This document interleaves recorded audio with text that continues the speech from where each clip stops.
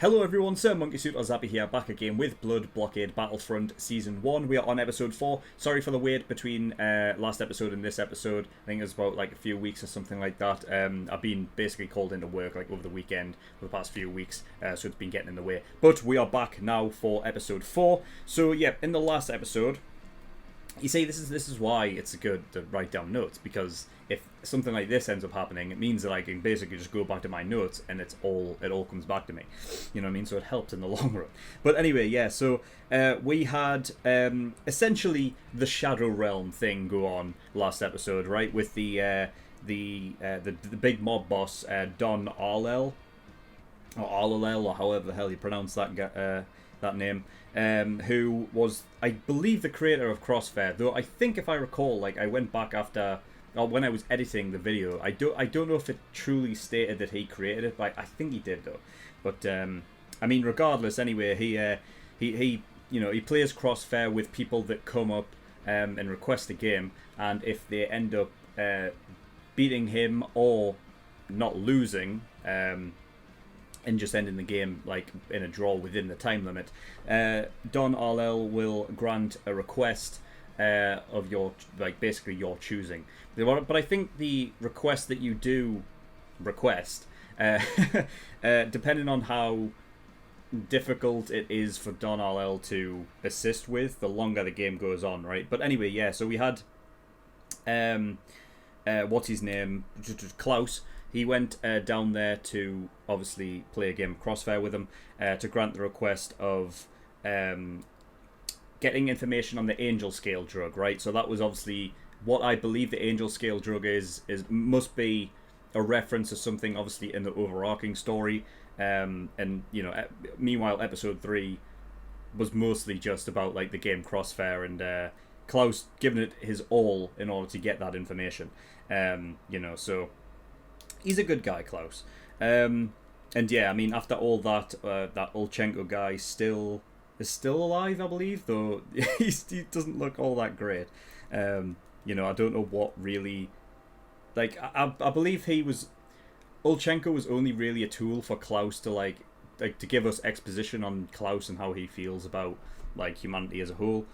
So there was that, and then, oh yeah, Leo got evicted as well. So now I guess he's just living at the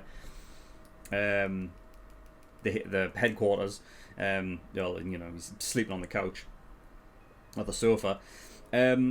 But yeah, at the end of that episode, it was interesting because Leo was talking to White. That is her name, right? Yeah. And she quoted, like, she was looking through Leo's pictures and quoted, I hope you have good eyesight.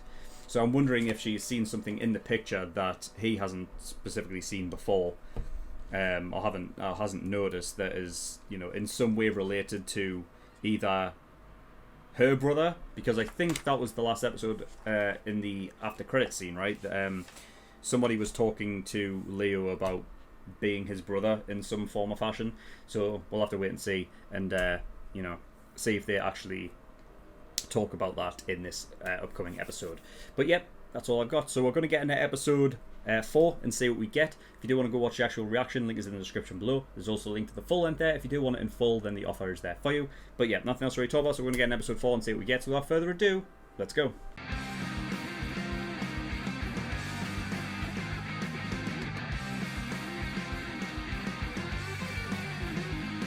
Okay, episode 4. Right, well, we were introduced to a new foe, which, I mean, I'm expecting to be... I feel like this is the first episode in which there is like a bit of a, you know, something that is going to be overarching over the course of the, you know, the show with the vampires and stuff like that. The thing is with the after credit scene, the next episode, I don't know if it's going to be vampire related at all, you know what I mean? But it feels like it could be something similar as to what kind of Ghost in the Shell does, where they have the overarching thing, but then there's like side things that they do, like, you know, on the side. You know what I mean? Because in this episode, they didn't go into the Angel Scale drug either, did they? So, you know, it's like there's a bunch of different things that may sort of collide over the course of the show, and like obviously come back and maybe relate to one another. I don't know if that will be the case truly, but I mean the thing is that there's clearly something. Well, I mean we're only on episode 4, aren't we? So it's still very early on.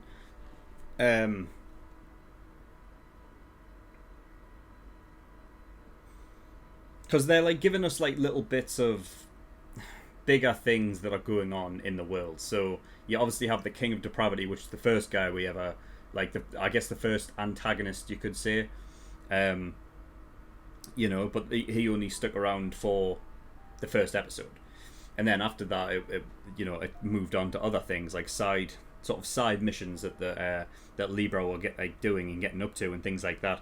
But then in this episode, we've got the King of Despair as well. So my thoughts are that there is more kings around, possibly queens, that are all, sort of different. Like they all work like differently, like independently from each other, but clearly like maybe their goal isn't the same, but they almost work within this world, at least within Hell Salem's lot anyway, to sort of cause their own kind of chaos or enforce their own way, which is almost similar to ReZero in a way.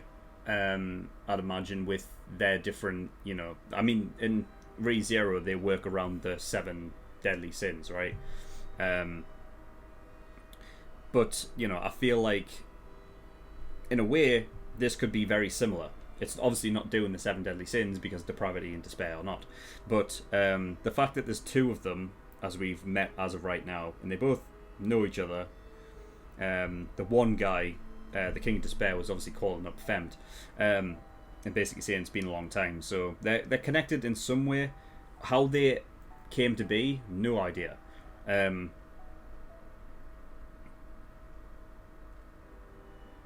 really, really don't know.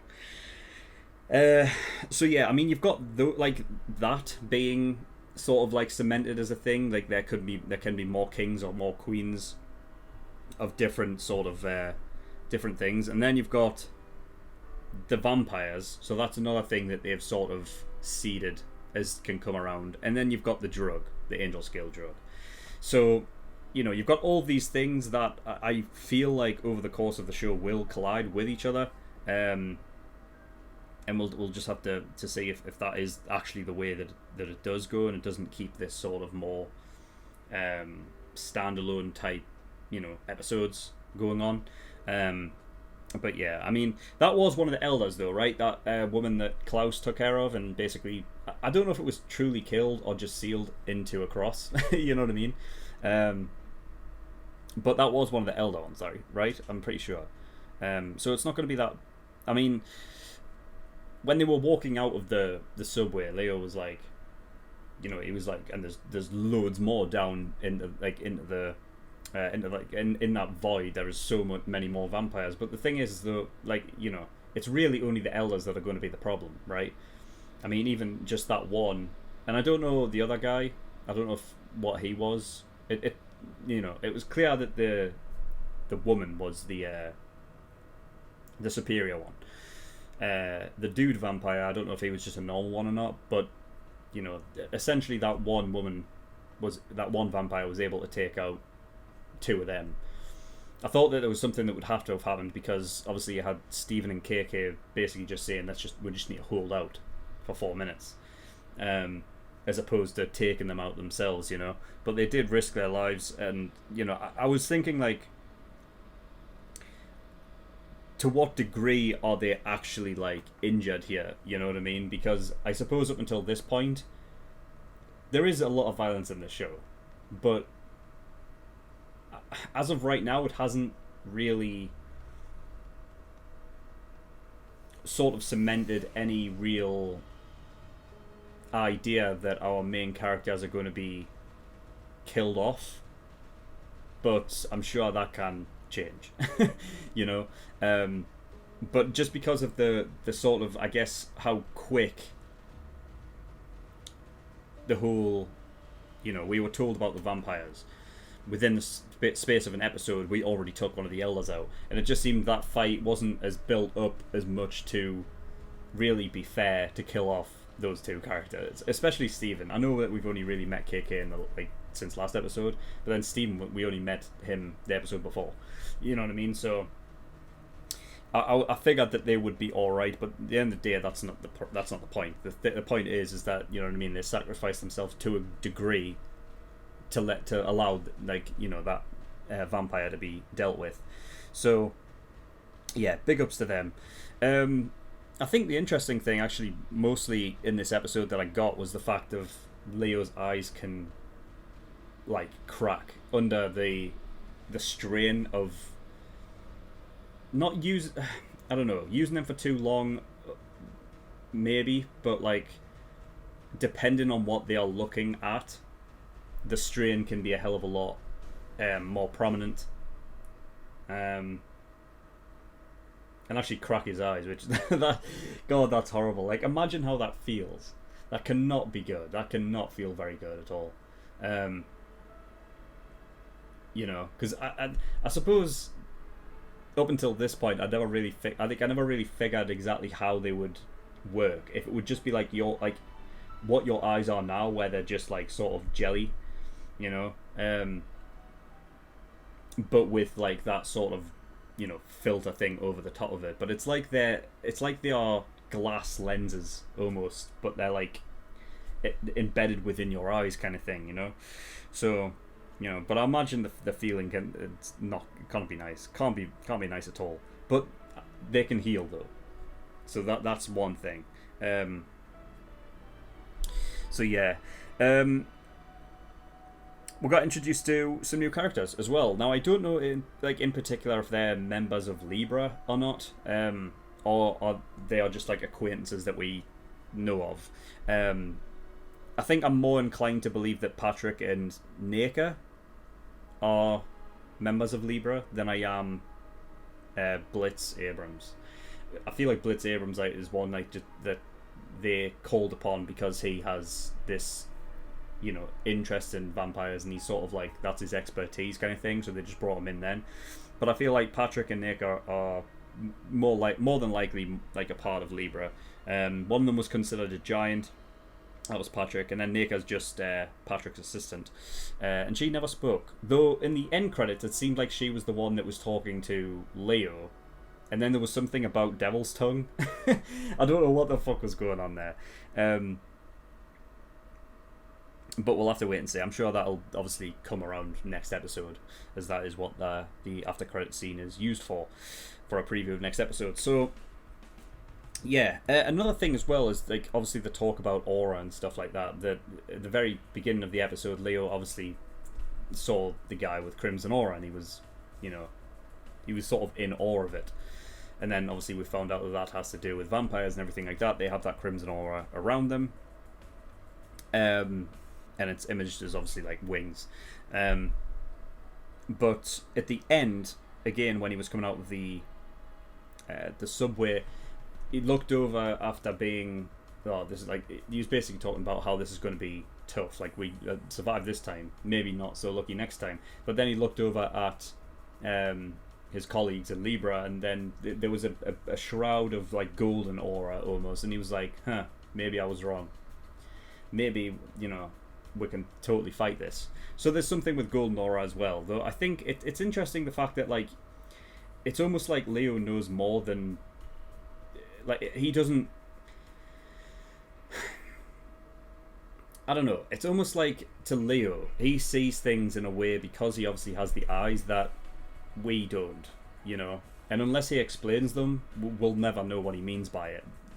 You know, the fact that he's looking at his colleagues and he's seeing golden aura, and in his mind he's like, oh no, we'll be alright, and he's just judging that by aura, which is interesting because when he saw the crimson one for the first time, it didn't affect him in a way that, like, he went, oh god, that's dangerous or anything like that, you know.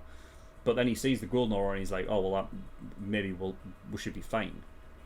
The way that I picture it almost like he's looking at the Matrix in a way, you know what I mean? So he's able to see things that other people can't, and until he describes them, we'll not really know. He must have seen something when he saw the golden aura that that tells him that we can battle against them, you know, and be relatively fine. You know, but yeah, who knows? I don't know if it was a case of, as well as like, if it was individual aura, or if it was just the fact that they were all together, so it encompassed everyone together, because that may have been the case as well. And maybe that's why, like, he didn't see golden aura around them before, when they were far apart, but then close together as a group, you know, stronger as a group kind of thing. Maybe that's what it is. Who knows? Yeah, they were talking about, when, like, at the very beginning as well, that they were going, like, well, Leo was going to a destination called Shigarov Hell, which we never really saw again, unless that's where they went with Blitz. You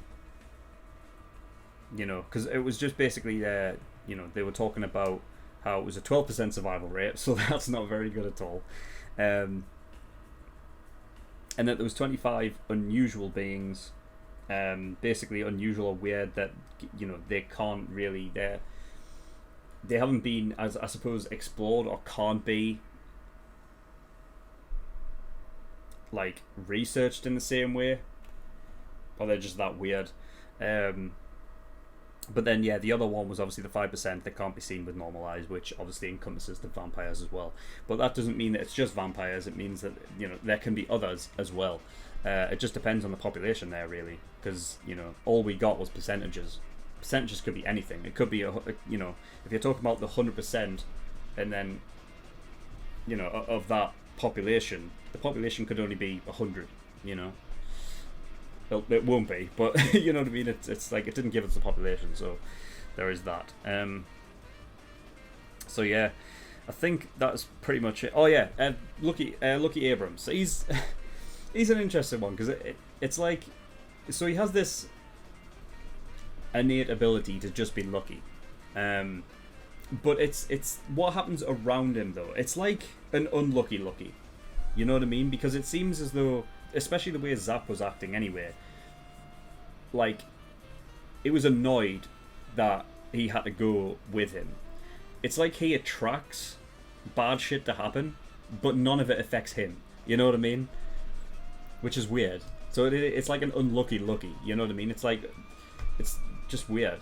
If you're attracting bad stuff, but it doesn't affect you, it just affects the people around them, then really it's like, you don't want to be around him at all, because, you know, you're going to be the one that's in danger around him.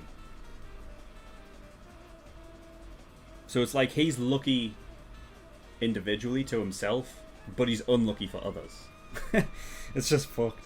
But yeah, I think that's pretty much all I got. KK, she can use electricity, so that's like her sort of power. We didn't obviously get to see it in episode 3.